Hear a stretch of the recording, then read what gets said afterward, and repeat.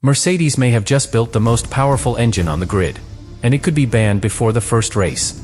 In Bahrain testing, rivals uncovered evidence suggesting Mercedes found a way to bypass the compression ratio limit.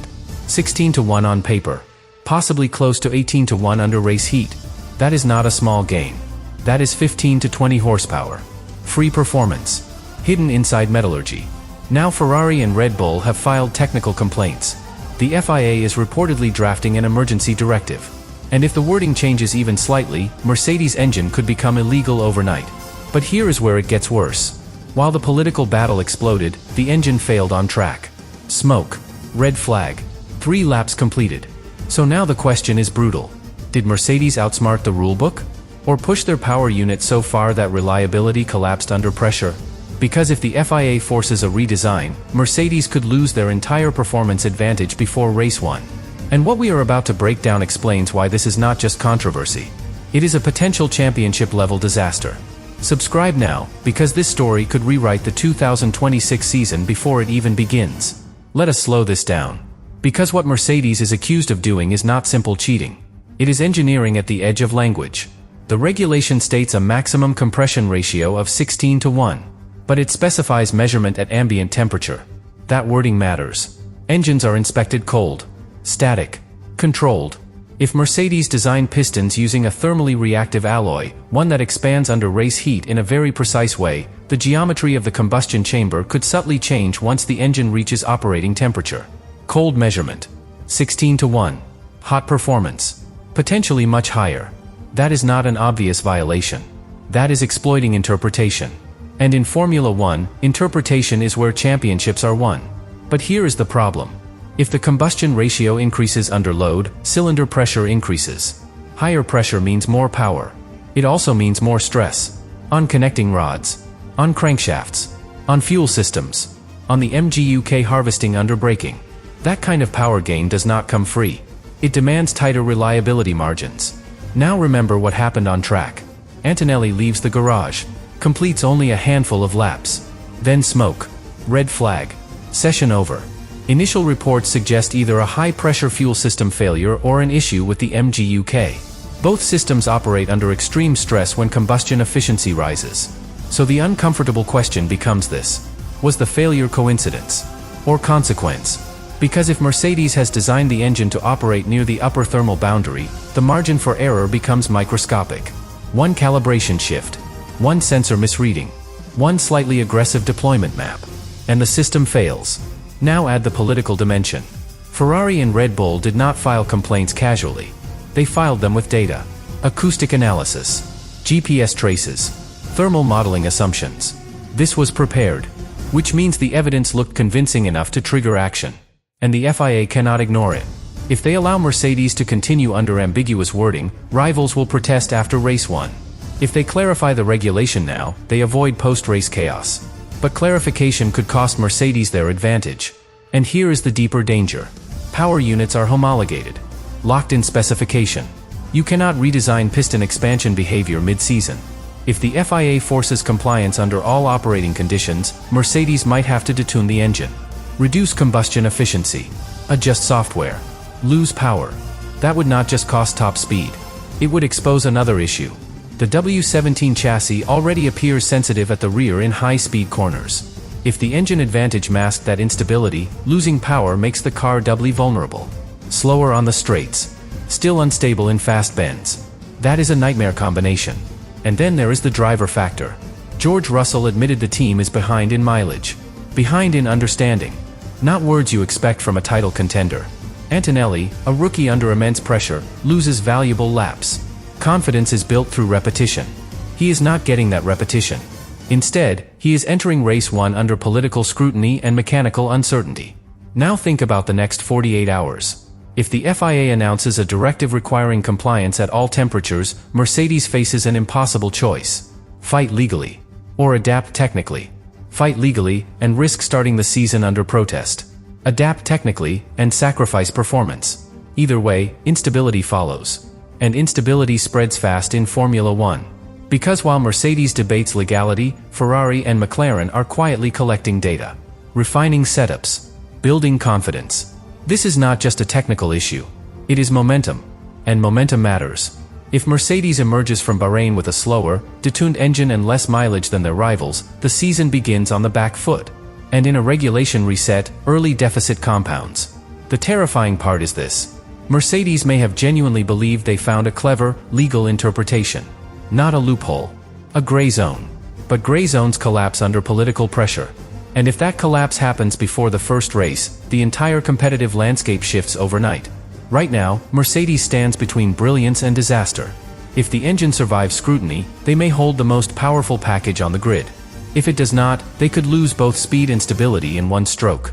And that is why this moment feels bigger than testing. Because sometimes, championships are not decided by overtakes. They are decided by wording. And this wording may decide Mercedes' fate before a single point is scored. Because this is no longer just about whether Mercedes found performance. It is about whether the sport itself is about to change the rules in response. Behind the scenes in Bahrain, engine manufacturers are reportedly in urgent discussions. Not casual talks. Serious negotiations. Because if one team has discovered a way to legally extract more compression under heat, every other manufacturer has a choice. Protest it. Or copy it. And copying is not simple. You cannot redesign piston metallurgy overnight. You cannot alter combustion geometry in 2 weeks. That kind of change requires months of validation. Durability cycles. Dyno testing. Thermal modeling. If the FIA does nothing, Mercedes could begin the season with a measurable horsepower advantage. 15.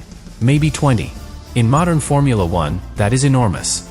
That is defensive strength on straights. That is strategic flexibility with rear wing levels. That is race pace protection. But if the FIA acts quickly, and the wording shifts from compliance at ambient temperature to compliance at all operating conditions, everything flips. Mercedes would be forced to run the engine in a reduced configuration. Lower effective compression. Lower peak cylinder pressure. Less aggressive mapping. And that means less power. Possibly immediately. Now imagine the worst-case scenario. The FIA announces clarification days before race 1. Mercedes detunes the engine. The straight-line speed advantage disappears. But the reliability concerns remain.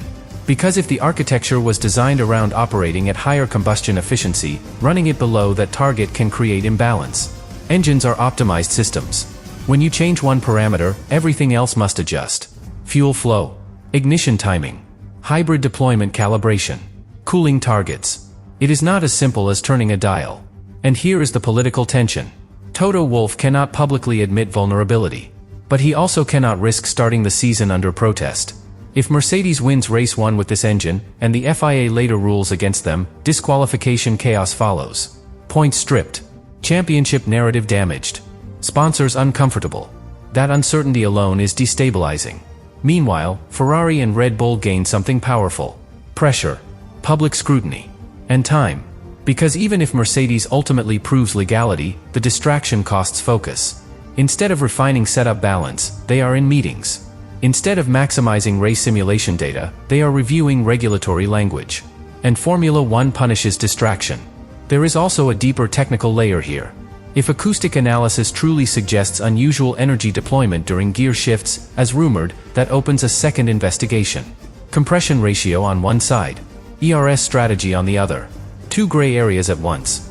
That is not a coincidence. That suggests a philosophy of pushing boundaries everywhere. Which can be brilliant.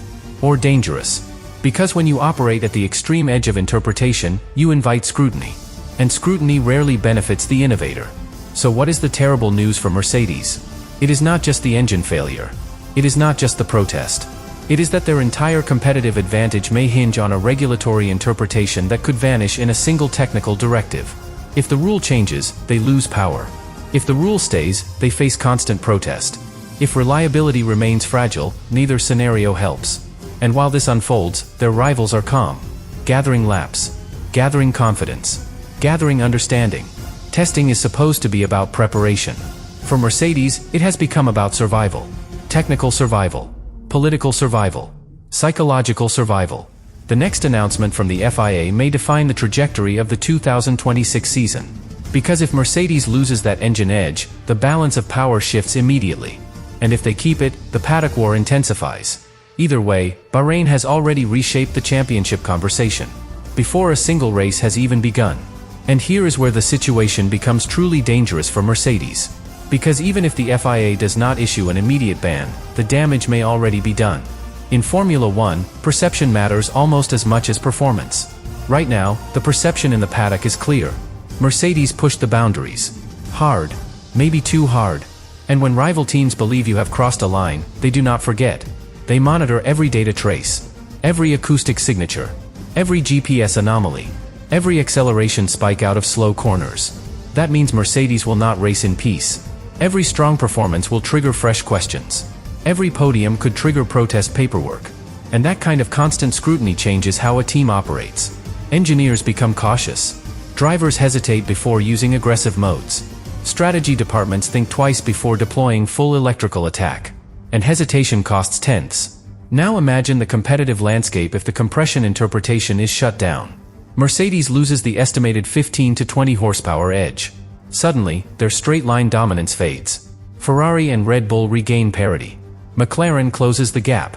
And the W17, already described as sensitive at the rear in fast corners, is left exposed. Because raw power can mask aerodynamic instability. Remove that power, and weaknesses become visible. If the chassis is still unpredictable in crosswinds, if the rear platform remains nervous under high-speed load, then Mercedes is not just slower. They are compromised. And here is another uncomfortable layer. If the early engine failure suffered by Antonelli was linked to operating at the edge of combustion pressure, detuning might improve reliability. But it will also confirm what rivals suspected. That the engine was operating near structural limits. That perception alone shifts the psychological balance. Ferrari gains confidence. Red Bull gains momentum. Meanwhile, Mercedes must defend both its design and its integrity. There are also broader consequences. If engine manufacturers are indeed negotiating a revised interpretation behind closed doors, that signals something profound. The regulation itself may not be as airtight as intended. And when regulations wobble, political alliances form quickly. Mercedes could find itself isolated.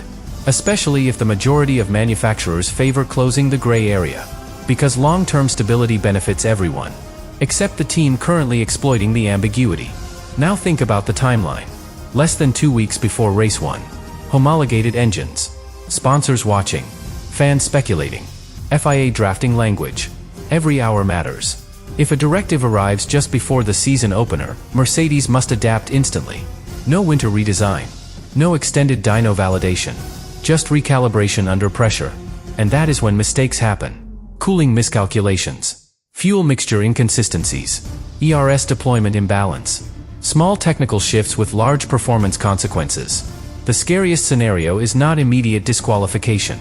It is controlled decline. A slow erosion of advantage. A season spent defending instead of attacking.